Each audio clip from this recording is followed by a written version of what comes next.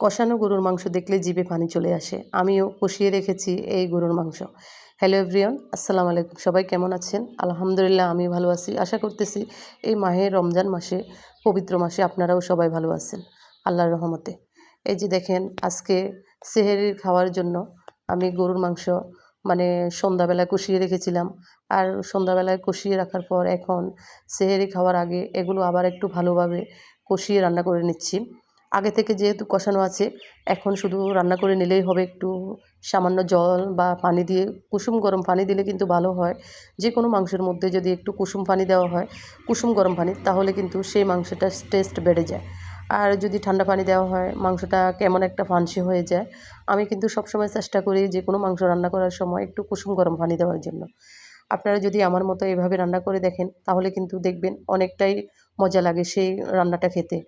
আর যে কোনো মাছ মাংসে যদি কুসুম গরম পানি হয়, তাহলে সেই মাছ মাংসটা আলাদা টেস্ট আর আলাদা কালার, সুন্দর একটা ফ্লেভার আসে। এই যে আমি এখন এতে দিয়ে দিচ্ছি আমার গাছের পাকা পাকা টমেটো, লাল লাল হয়ে আছে দেখেন এই টমেটোগুলো। এগুলো আমার গাছের, আর এগুলো একদম সতেজ টাটকা ফরমালিন মুক্ত। এই টমেটো দিয়ে আমি এখন গরুর মাংস রান্না করব। এই জন্য কাঁচামরিচ আর এই যে টমেটো দিয়ে দিলাম, দিয়ে আরও ভালোভাবে কিছুক্ষণ নেড়ে চেড়ে নেব।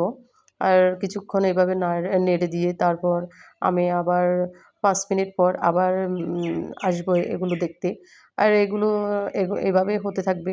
এদিকে আমার সেহরি খাওয়ার জন্য সবাই উঠে গেছে। আর সেহরি খাওয়ার জন্য এগুলো এখন রান্না হচ্ছে, গরম গরম পরিবেশন করলে অনেক ভালো লাগবে। এইজন্য আমি চাইলে কিন্তু সন্ধ্যাবেলায় এগুলো রান্না করে রাখতে পারতাম, কিন্তু না, আমি এগুলো শুধু একটু কষিয়ে রেখেছিলাম। যে সব কিছু মশলা অ্যাড করে দিয়ে একটু কষিয়ে রেখেছিলাম। আর এখন ভালোভাবে রান্না করে নিচ্ছি। আর মাংস যদি একটু গরম গরম খাওয়া হয়, তাহলে ভীষণ ভালো লাগে।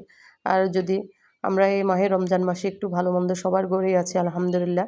কিন্তু ভালো মন্দ ছাড়া কিন্তু সেহরিতে খাওয়া যায় না। তেমন একটা সবজি খাওয়া হচ্ছে না এখন মাহে রমজান মাসে। আর একটু মাছ মাংস থাকলেই ভালো লাগে। আর যদি অল্প রান্না করি এই বরকতের মাসে, আলহামদুলিল্লাহ অনেক বরকত হয়।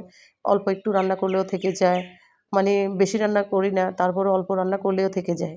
এই বরকতের মাসে আল্লাহ তাআলা আমাদেরকে সব কিছুতে অনেক অনেক বরকত দিয়েছেন আলহামদুলিল্লাহ।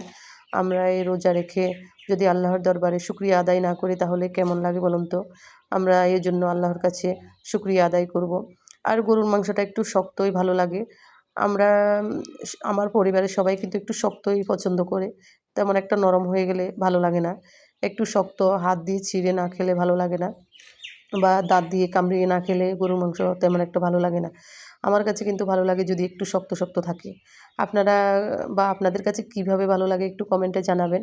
আর আমার এই ভিডিওটা আপনাদের কাছে কেমন লাগলো বা কেমন হয়েছে একটু কমেন্ট বক্সে বলে যাবেন। আর মাংস কি আপনারা শক্ত পছন্দ করেন, না একটু নরম হলে পছন্দ করেন, একটু জানাবেন। আমি কিন্তু শক্তই পছন্দ করি, আমার কাছে শক্ত হলে একটু ভালো লাগে, খাবার